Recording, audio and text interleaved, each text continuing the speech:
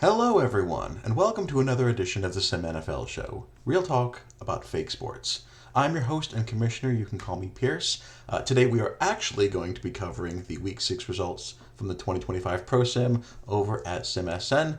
If you're unfamiliar, come check us out on the website or on Discord. We would love to have you. Hope you enjoyed my little gag reel from yesterday. Today we are going to get into the actual Week 6 results. As usual, we're going to cover all of the stats and summaries from every game, ending in my choices for the players of the week. We will do a quick injury update, look at the NFL standings as they are right now. And then today's feature is going to be something I call the heart rate index. It's a little tool I mocked up to model how teams perform in close games and how many close games they perform in. So we'll look at a couple different teams who have been clutch or not so clutch, or who just always happen to appear in really dramatic games. Looking forward to that. Hope you enjoy it. And then, as always, we will finish with our preview for the upcoming week, in this case, Week 7. So we're going to go ahead and dive right in. It was a close Thursday night game between the Raiders and the Saints, with the Raiders ultimately coming out ahead in this one. The Saints scored on their very first drive. It was a 13-play, 68-yard drive with Landrum connecting with Gregory Sprouse for a 7-yard touchdown pass. That would give the Saints the early lead, but it would be slow going from there on out. They intercepted Hickson in the second quarter, and that led to a 39-yard field goal attempt, which they missed. Later, it was 7-3 in the third quarter when the Saints drove to the Vegas 2-yard line, but were stopped and had to kick a chip shot field goal to bring the lead to 10-3. Vegas finally put together a drive, 10 plays, 63 yards. Key play there was James Hickson finding running back David Nee for a 25-yard gain. And then later connected with Adele Frere for a 4-yard touchdown. The extra point tied the game at 10. Then in the fourth quarter, on another drive, Hickson found Andrew Richards for 18 and 49-yard gains. That led to a 22-yard field goal to make it 13-10.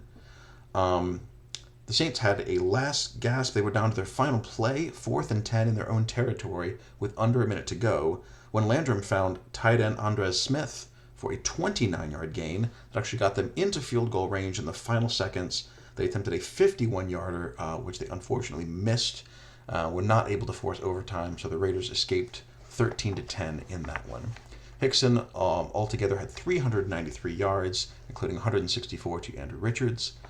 Good day for Okoye Landrum, the rookie, 257 yards and a touchdown with no turnovers. Kenneth Wheat with a pair of interceptions of Hickson as well, but the Saints fall just short and the Raiders survive. Patriots and Titans had a close game. Tennessee scored first on a Wayne Reimer 12-yard touchdown run. Tennessee responded by driving to the 5-yard line of the Titans, but they were stopped on 3 straight plays and had to settle for a field goal. Later, in the second quarter, New England was pinned at their own 7-yard line after a punt, but Rashard Ward had a 24-yard run. Rashawn Lyons found Matthew Cunningham for a 32-yard gain, and that set up the wonderfully named Fish Liggins for a 6-yard touchdown and the Patriots' first lead of the game. Still later in the second quarter, Lions found Noe Morales for a 52-yard gain, but then that drive ended on an interception to Joshua Johnstone, so the lead stayed to 3. It was still 3-point lead in the third quarter when Lions found Morales again. This was a 43-yard touchdown, extending the Patriots' lead 17-7. But yet again, they could not hold it. Tennessee responded with their own touchdown drive. Wayne Reimer finding Joseph Kale for a 39-yard pass. And then Reimer ran it in again for his second rushing touchdown of the game, cut the lead to 17-14. Tennessee missed a tying field goal with about 8:49 to go. But then Rashawn Lyons threw a pick 6 to Fernando Barrera, so the Titans took the lead on that defensive play. Titans' next 3 possessions were a punt, and another interception. Lions' 4th of the game. Tennessee was able to mostly run out the clock, and then in the final minute, they kicked a field goal for the 7-point margin. So Lions, 3 interceptions in the fourth quarter alone, 4 altogether, as the Titans were able to come back and defeat the Patriots. Joseph Cale had 169 yards total on 24 touches, and Robert Kennedy and Fernando Barrera combined for 3 interceptions, including Barrera's pick 6, and Wayne Reimer had those 2 rushing touchdowns to lead the Titans. In an AFC North divisional matchup, the teams had to go to overtime before the Bengals were able to defeat the Ravens 31-24. Chop was sharp on the first drive. He was 4 for 4. And then David Taylor had a 44-yard run to set up Edwin Garcia for a 2-yard touchdown for the early lead. It was 7-3 when the Bengals put together an 85-yard drive with Donald Gurvich going 6 for 6 for 69 yards and finding John Hendrickson for a 4-yard touchdown. So first lead of the game for the Bengals at 10-7. After halftime, Gurvich threw a pick on the first play of the third quarter. Baltimore then went 27 yards.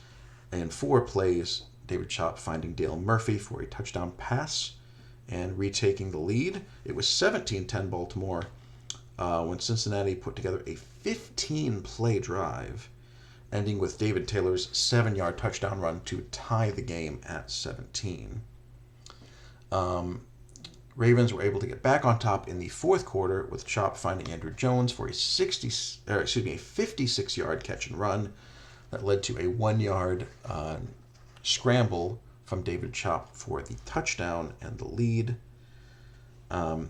Cincinnati drove, missed a field goal with 8 minutes to go, got the ball back with about 5 left, drove down, and Gurvich found Barry Madruga for a 21-yard touchdown, tying the game with 2 minutes to go. Trying to drive the Ravens down the field, Chop then threw an interception, and the Bengals got a field goal attempt at the end of regulation to win it outright, but they missed the 48-yarder, so it went to overtime. But the Bengals righted that wrong by getting the ball first. Gurvich finding Madruga for a 56-yard gain on a 3rd and 5, and then later they connected again on a 3rd and 12 for 13 yards to move the sticks. And that drive ended with Gurvich finding Campaverde for a 3-yard game-winning touchdown.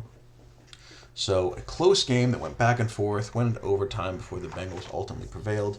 Gurvich, 440 yards on 54 passes, including 3 touchdowns, 176 to Madruga, 140 to Hendrickson with a touchdown each. David Chop, 294 yards, passing, 48 rushing, 3 total touchdowns, but 2 interceptions in the loss. Another close divisional game, the Cowboys and the Giants facing off.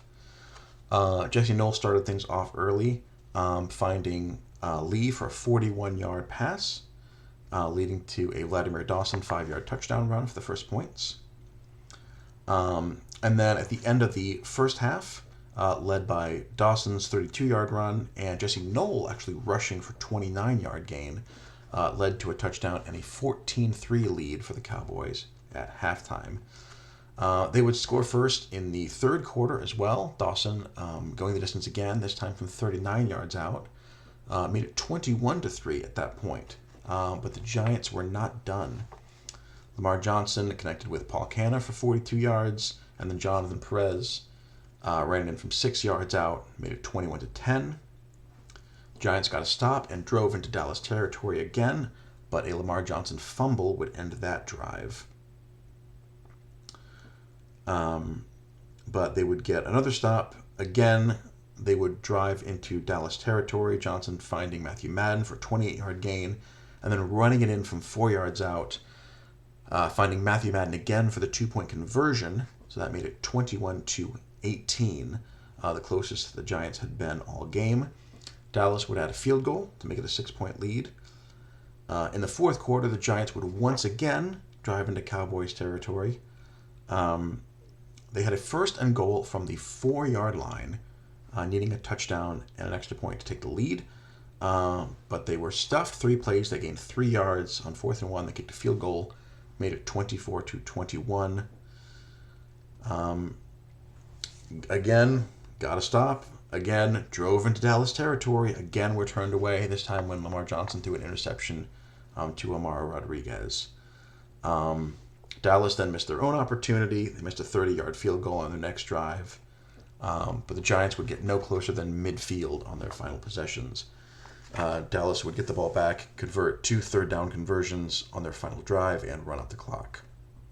So lots of missed opportunities on both sides. The Giants, a lot of yards gained, but only 21 points, so they would fall to the Cowboys. Lamar Johnson, 260 yards through the air, 111, and a touchdown through the ground, but a turnover each way. Vladimir Dawson, 161 yards and 2 rushing touchdowns for the Cowboys, leading them to the win. In a tight interconference matchup that was a rematch of the very first Super Bowl and had a similar outcome, Washington drove down for the first points, getting a 39-yard field goal. Their second drive started in good field position after a short punt and a good return. They drove 46 yards, with the key play being Morrison finding Randy Wright for a 24-yard touchdown. That made it a 10-0 lead. After a Denver field goal, Washington would convert a 3rd and 10 with Morrison finding Gonzalez for 13 yards, then finding Randy Wright for a 39-yard gain, and ultimately Covarrubias for a 3-yard touchdown. Washington stretching its lead to 17-3. But Denver's rushing attack would bail them out again. On the next drive, London would run for a 27-yard gain and then a 41-yard touchdown to decrease the gap. After a Washington field goal, Denver went 3 and out, and then Randy Espino took the resulting punt 84 yards to the house. Second return touchdown for Espino this year. That made it a 27-10 lead for the Commanders. But London came back again, found Carmine Rhodes for a 34-yard gain on a 3rd down. On a 3rd and 11, found Hugh Kahn for an 11-yard gain to convert. Ultimately hit Charles Grady for a 13-yard touchdown pass. That made it 27-17. Washington would drive all the way down to the Denver. They would get a 1st and goal from the Denver 6, but could not convert in 3 plays, settled for a field goal. Denver would miss their own field goal, which meant at halftime, yes, all of that happened before halftime, it was 30-17. Teams picked up right where they left off in the 3rd quarter. London found Kevin Lund for a 6-yard touchdown.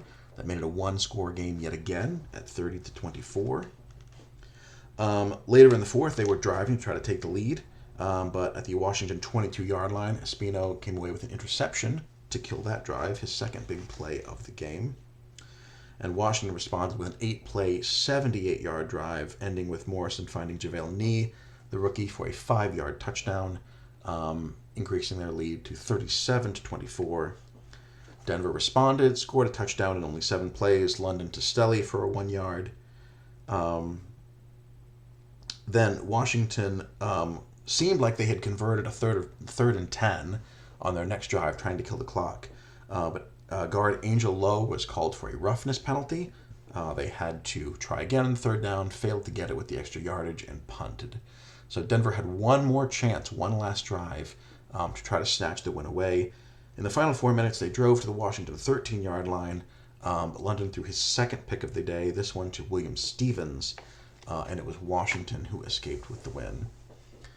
So London, phenomenal day in terms of yardage, 336 yards, passing and 3 touchdowns, 184 yards rushing on 17 carries and a touchdown, but also 2 critical interceptions to give Washington the win. Jerome Morrison, 410 yards passing and a trio of touchdowns. James Kiger coming in with 4 sacks, and Randy Espino with that big punt return touchdown and that big interception. So, as for the rest of the Week 6 scoreboard, Indianapolis, Gary Freitag, and Mitchell Reynolds each had 100-plus rushing yards and a touchdown to lead the Colts over the Jaguars 20-6. Atlanta and Tampa Bay combined for over 500 rushing yards together. Michael Fulmer leading the way for Atlanta with 145 and a touchdown as Atlanta wins 27-16. In a game that was not as close as the final score would indicate, the Rams scored the first 41 points of the game, and after scoring in the first possession of the second half, putting their backups in for pretty much the entire second half. Arizona scoring a bunch, but not being able to come back, losing 41-27. Conversely, the battle for Pennsylvania was a lot closer than you might think looking at the final score. It was a one-score game well into the fourth quarter until about 7 minutes to go when the Eagles scored an insurance touchdown, made a defensive stop, and then scored once more, ultimately winning 35-16. Aaron Poole had a passing touchdown and 3 rushing touchdowns on the day.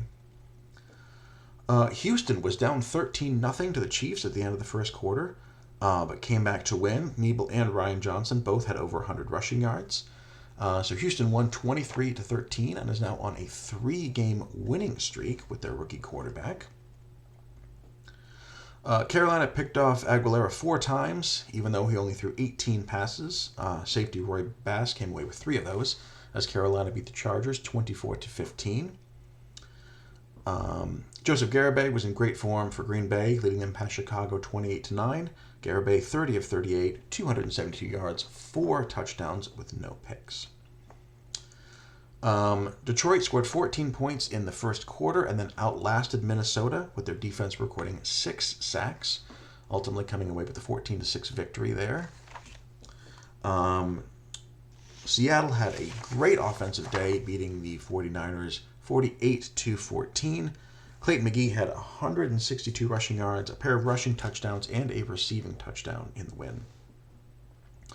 And then Miami beat the Jets on Monday night, 24-7. Dean Hammond's 21-31, 248 yards, and 3 touchdowns in that win. So that is it for all of the scores and summaries for Week 6. So my players of the week, got to shout out Philip Avila of the Rams, 365 yards, 5 touchdowns with no turnovers. Similarly, Garibay, 272 yards and 4 touchdowns for him. Thomas Gezik continues to shine as the league's leading rusher. He had 290 yards rushing and a touchdown, 83 yards receiving as well. And then Barry Madruga, 176 yards for the Bengals in their big win. On the defensive side, Frank Thielen looking great, 3 sacks and a forced fumble. James Conner, 4 sacks for Washington. Roy Bass, as I mentioned, with those trio of interceptions for Carolina. And then, of course, Espino, his second return touchdown of the year. He's the only one in the league who even has 1, and he got his second, as well as that big interception and 10 tackles, helping Washington bail them out against the Broncos. So, congratulations on these 8 players for being named my personal players of the week. We had a rash of injuries in this most recent week. Andres Harris still recovering from that hip strain. Similarly, Andre Garcia with that dislocated shoulder. But Alton Bradfield of the Cowboys with a straightened pec. Andre Harrison of the Chiefs with a sprained foot.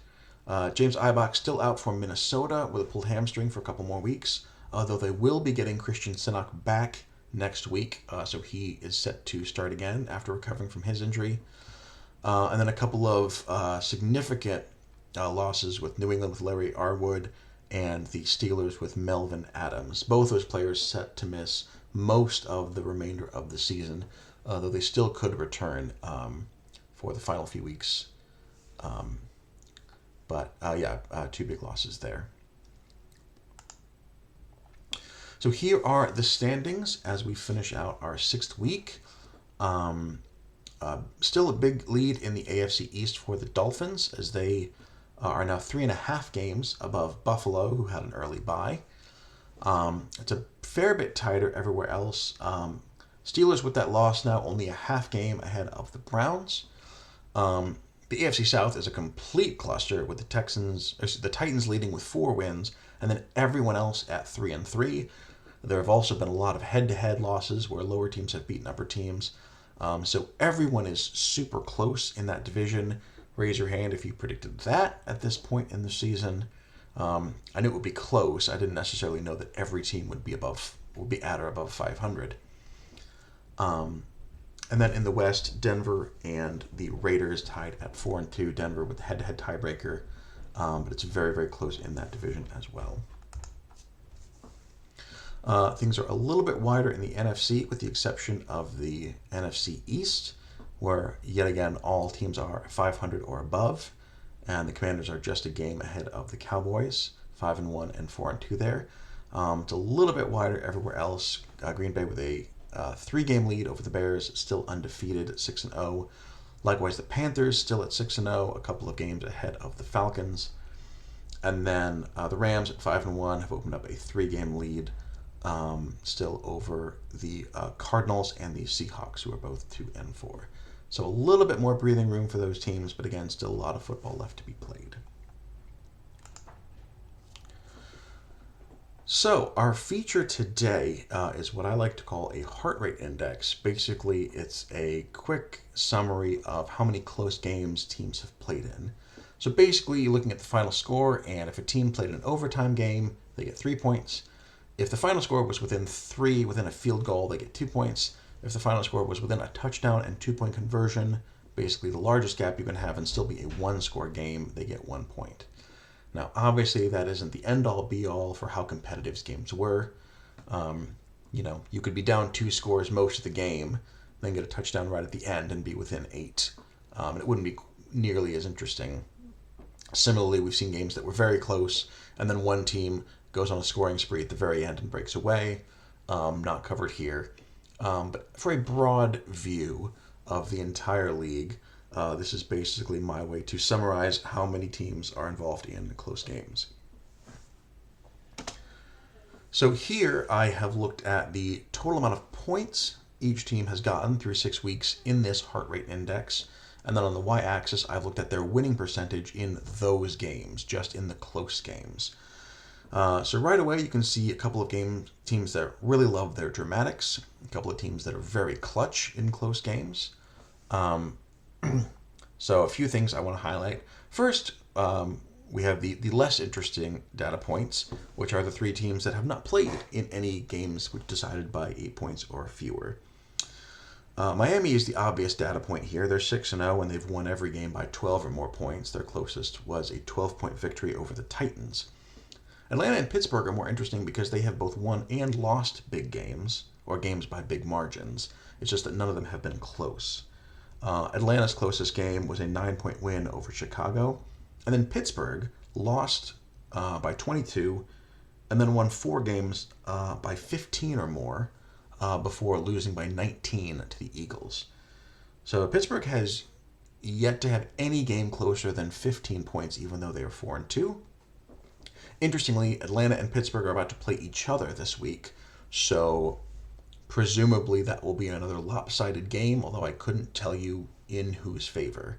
Or maybe they'll both have a good game and it'll actually be a really close game. Who knows? We will have to see.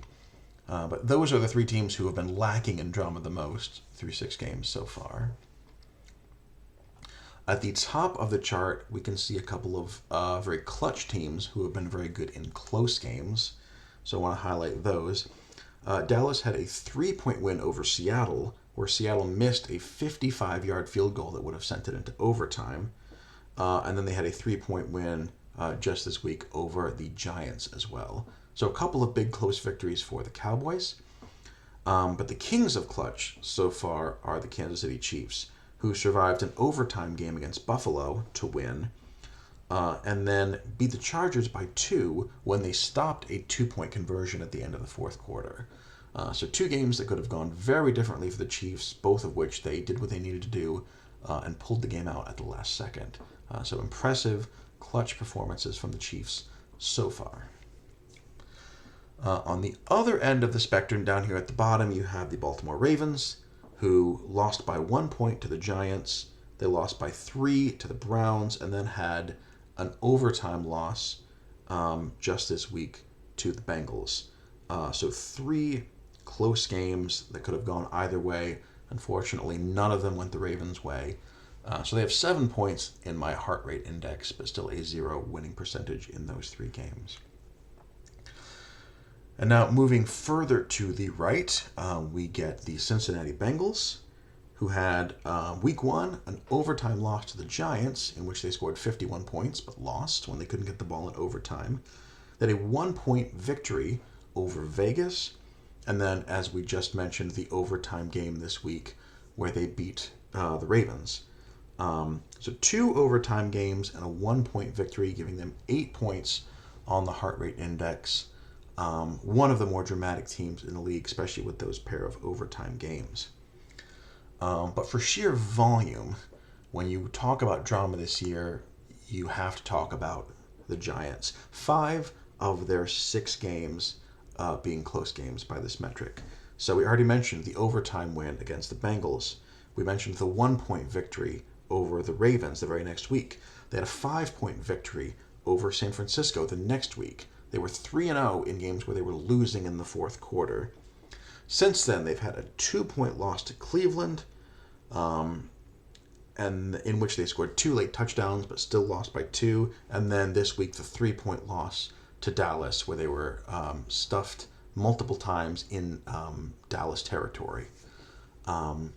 So yeah, 5 of 6 games being close. They've won 3 of them, but they've lost their last 2. It's an exciting time to be a Giants fan. That's one word for it. So we will see what the rest of the season has to offer. But so far, Giants leaders in the heart rate index, or say highest in the heart rate index. Their fans can tell you whether they think that's a good thing or a bad thing. But 3-2 in 5 very close games is nothing to sniff at. So going into week 7, we're going to start things off on Thursday night with Buffalo, fresh off their bye week, traveling to Green Bay, and they have a challenge facing the 6-0 Packers at home. On the early games on Sunday, we have Dallas going to Cincinnati to face the 2-4 Bengals, and then a division contest where Washington will be at Philadelphia, another tough matchup between NFC East foes. In the afternoon, the big highlights are the Rams traveling to Indianapolis to face Gary Freitag and Mitchell Reynolds and the 3-3 Colts, excuse me. And then Tennessee is at Houston, which means first place is at stake in the AFC South. And Houston could be in first if they win their 4th in a row. High register, maybe? Should be a great game. Prime time on Sunday night, we have San Francisco at New England. This game will have big implications, but more for the number 1 overall pick. So we'll see what happens there. And then Monday night, we have Detroit at Jacksonville for our final game of Week 7. Carolina, Chicago Bears, Miami, and Seattle are all off this week as we get into our bye-week section of the calendar. But that is it for our Week 7 lineup. A bunch of great games. I hope you'll stay tuned for all of those. That is all of my content today for the SimNFL show for this week. Thank you so much for listening and stopping by. As I tell all our users in all of our sims, good luck and have fun.